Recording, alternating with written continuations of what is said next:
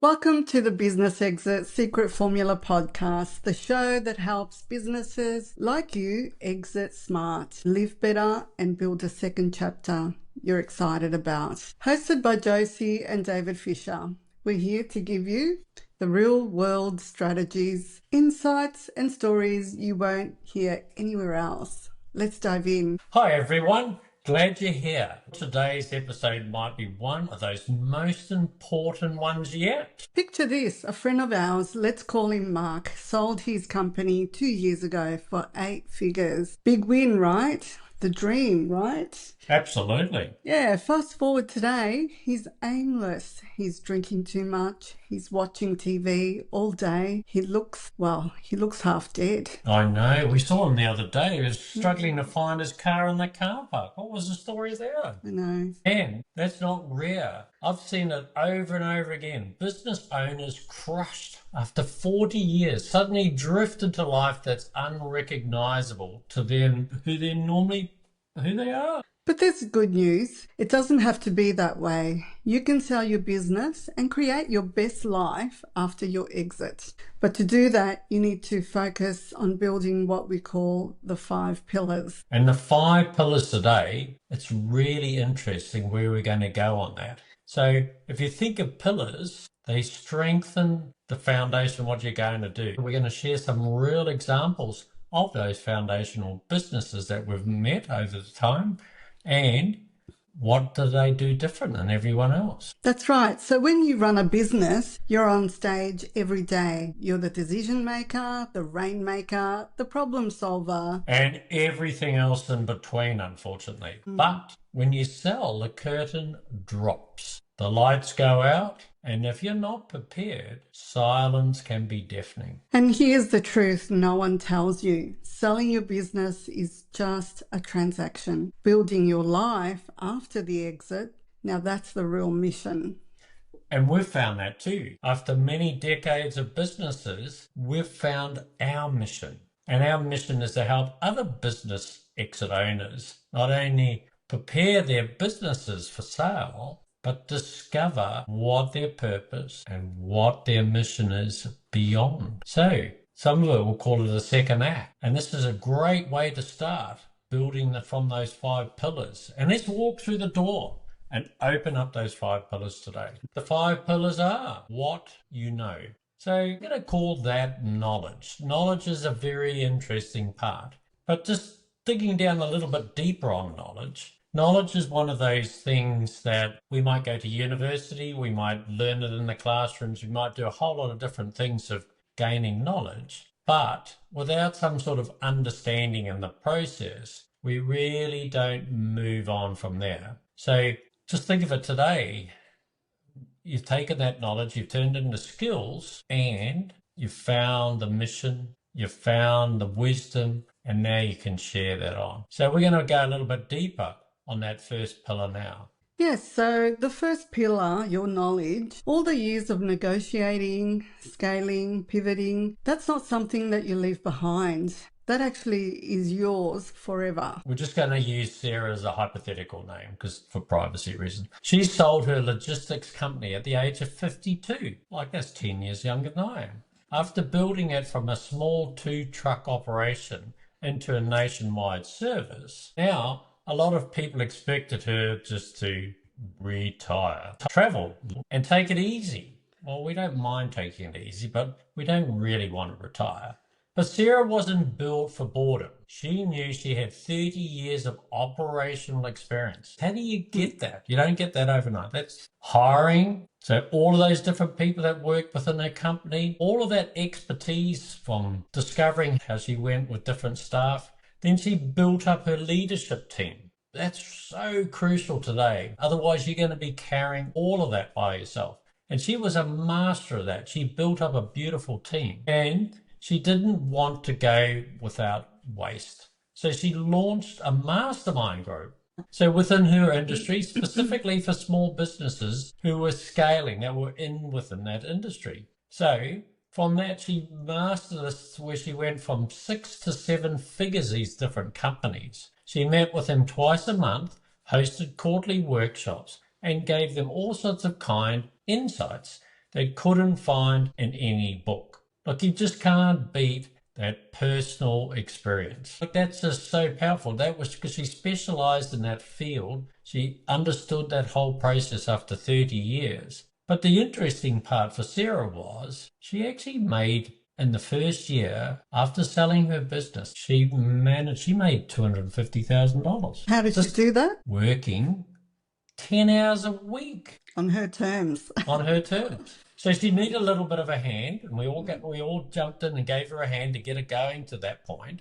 And that's what we're here for, to help people set up that stage. But 10 hours a week once she got it going, made $250,000 a year doing work that energized her. Now she's not drained from it. She's alive. She turned her knowledge into income and this massive impact without building another business. What a journey that was. And that was so exciting working in with Sarah. And then there's Frank. Frank spent 30 years in manufacturing, deep in operations, logistics, supply chain management. He knew factories inside and out. So not from textbooks, but from real life experience. So after he sold his company, he realized, Frank, that he had something that private equity firms desperately needed. An experienced eye that could spot operational weaknesses before they bought a business. So he started consulting.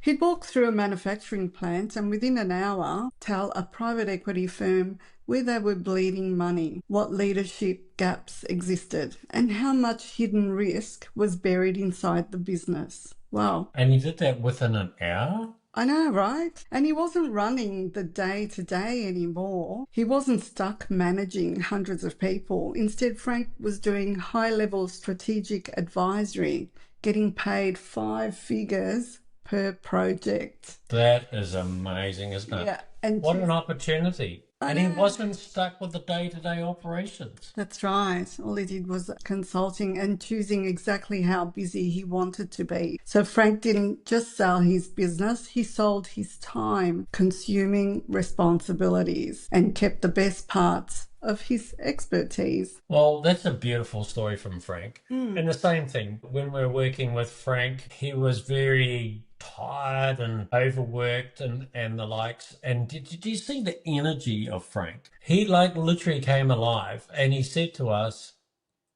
I could never imagine doing this type of work and feel so energized. And I think today we get so buried in our businesses that we get bogged down in that.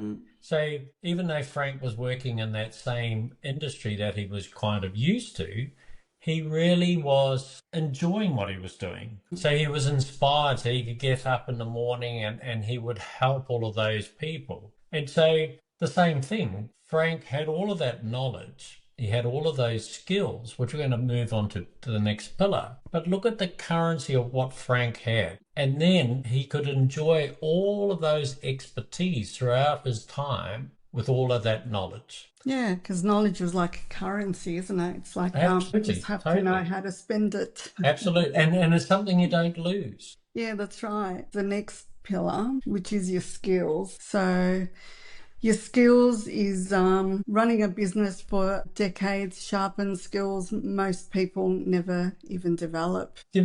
Well, for example, if you negotiated contracts, you've managed crisis. I'm sure we've all had those. Yeah. Led teams, sold items, nobody believed in it first. So we all, whatever we were, we've all started that process. We've all been tipped over, and time again, we've just had to refine, get back up. But you think in these types of situations, you had all of these people like Frank and Sarah that already had all of those skills, and those skills were portable on to their next stage of life. And that's the most exciting part.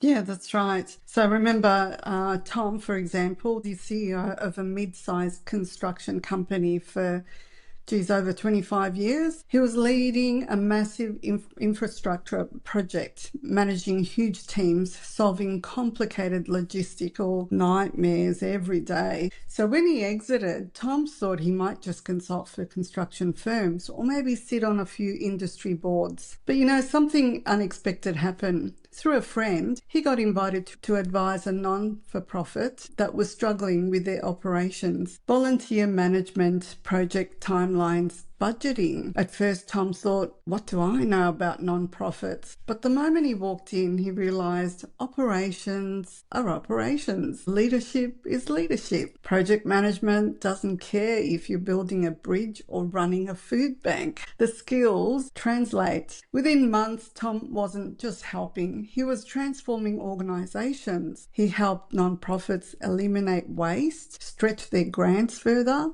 improve service delivery, and most importantly, he fell in love with the impact he was making. So Tom turned his decades of project management expertise into a mission that mattered. And for the first time in years, he woke up excited, not because he was chasing contracts, but because he was changing lives. Wow. Yeah, that's what we like to do, hey? Yep. And when you think in Tom's case, he changed into the world of building people.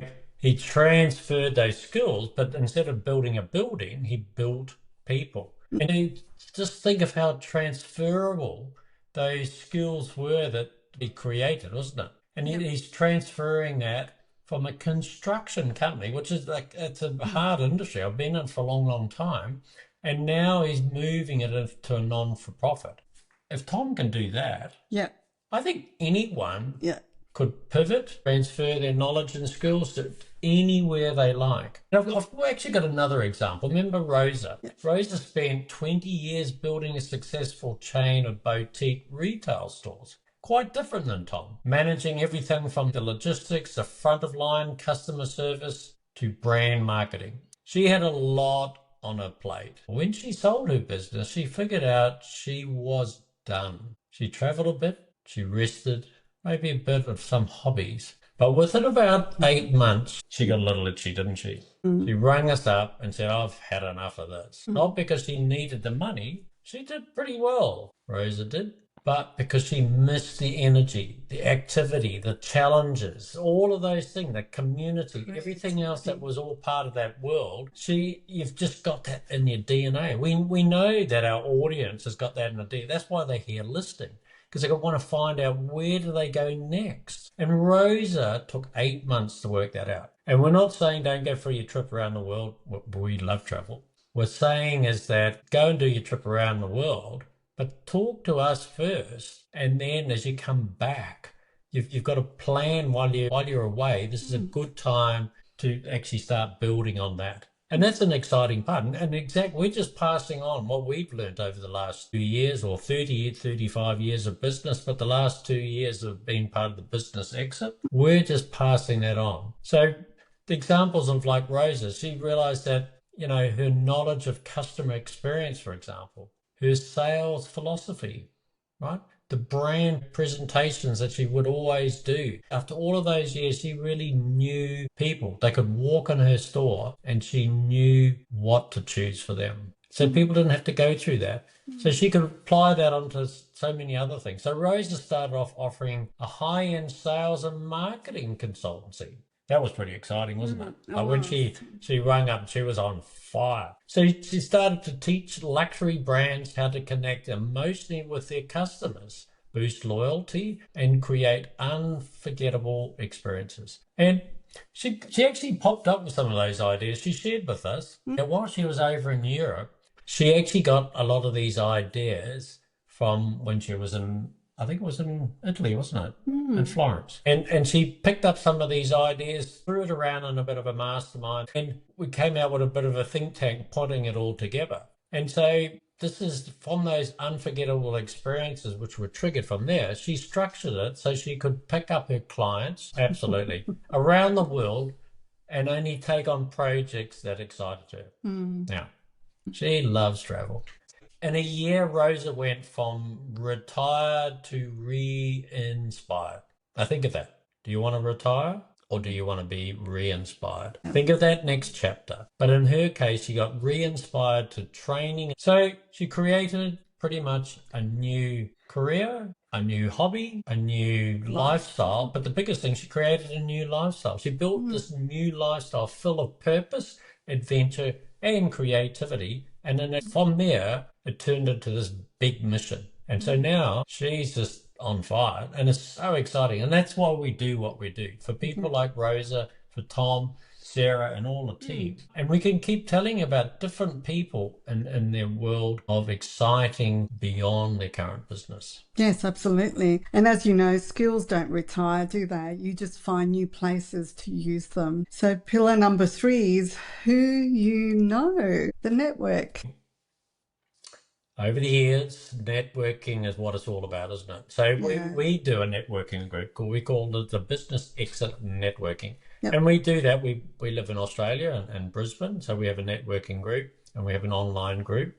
And that's where we meet a lot of people and hear their stories, help them on their journey. You think of the people that we've met over this time, it's huge. Does someone know about, I got an investment? We were talking to a guy the other day. These big investment funds, he's right behind all of this different technology and all the rest of it. And we can tap into that. If someone wants to invest in something like that, or they want to do mergers and acquisitions, all that, it's all built from the network of type of people that we work in today ourselves. Yeah, absolutely. So if we talk about, let's talk about Angela for a moment. Angela built a boutique PR firm over 20 years, working with high-profile clients, celebrities, politicians, and major brands. So when she finally sold the firm, she thought she was ready to just relax, maybe do a little volunteering, spend some time traveling, like everybody does. But about 6 months after the sale,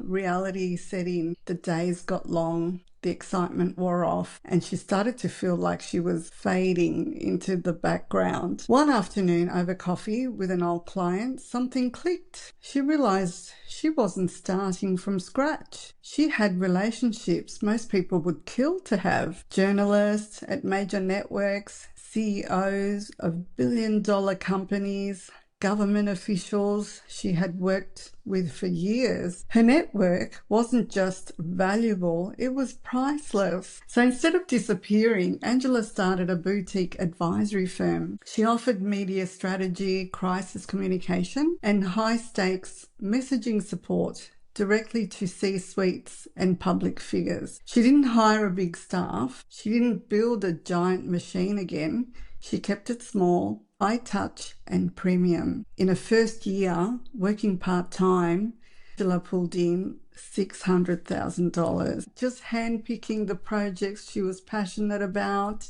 working only with people she enjoyed, and doing it all with the grind she thought she was leaving behind forever. She activated her network and returned relationships into revenue. Now, if you leave it after that 6 to 8 months, it's hard to turn back. And I think we all need that break to do that. But she had built a really good network of people. That's right, yeah. And she tapped into them. And it wasn't as though she went out to go and sell them anything. She just had this network of people that wanted to join, to turn into a big-time mission. Just like Jason, hey? Yeah.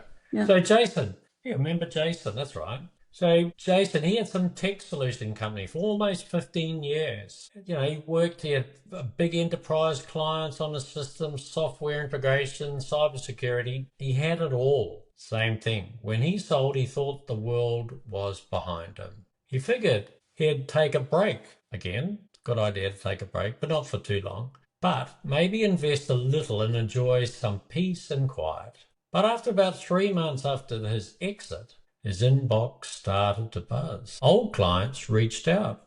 Old partners checked in. Everyone asked the same question. Hey, Jason, do you have a minute? We can all really use your advice on a project. At first, Jason was hesitant. He was enjoying it. He was enjoying himself, doing a bit of a holiday round. Yeah. He didn't want to get sucked back into that awful 80-hour dreadful, my God, weeks that he, he got his life back. Jason didn't really want to go down that road. But then he had a better idea. What if I only did strategic consulting? So we helped Jason out in a bit of a strategy on that. He contacted us and said, what do we do? Same thing, Jason. You've got so much knowledge, you've got so much skills, and you've got a big network, and here you are. So Same thing. No operations, no delivery teams, no employees. He went one thoughtful email out to the best former clients, offering limited, high-level advisory service on a retainer basis. So in other words, if he didn't perform, he didn't get paid. But if he performed, he got a percentage of all the action. So with response was immediate and overwhelming. Jason thought, God, what have I done? But within 90 days, Jason had signed enough contracts to build a 7-figure consultancy business.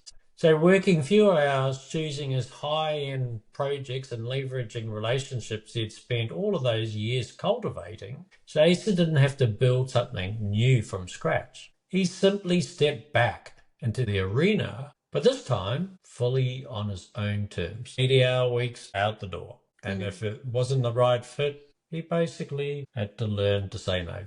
And I think he struggled with the concept of learning to say no. But once he got a taste for it after, probably the first 6 to 8 months, he really got an understanding that he could really look after his top-end people and look after his own health, because that was going a little bit off the tracks. So he was very conscious of that as well. Yeah. I think the lesson there is if you think your network is dead after exit, well, you got to think again, because it might be the most alive thing you have, which takes us on to pillar 4, which is what you have, the resources. And resources is a very interesting subject. So let's break down what a resource is. So resource is capital. We'll call that money. Resource is time. We can't buy time. We can lose money and we can get money back. We can't do time. Time is pretty precious. Freedom, same thing. We can be all tied up making a fortune, working 100 hours a week, and although we don't have any freedom.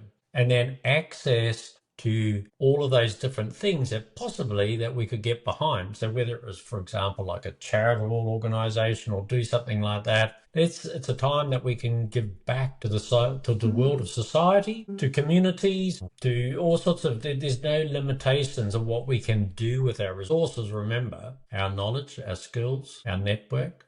And here we are on the 4th pillar, the resources, which is all intertwined together. Yeah.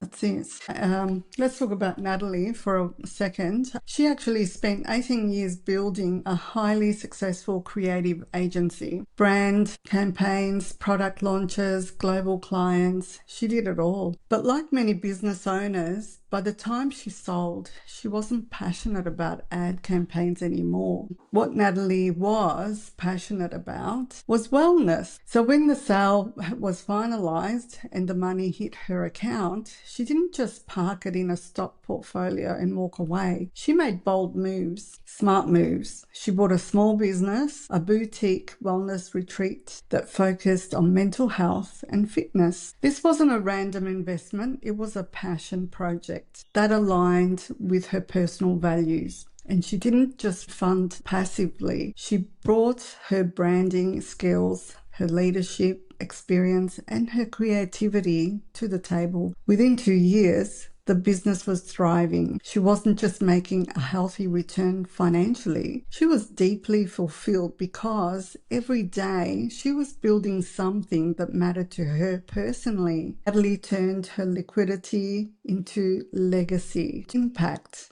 and passion. So passion is a big one, isn't it? It is. Like Daniel. And when you look at all of that, you think legacy, impact, and passion. She found really what she was looking for all of her life.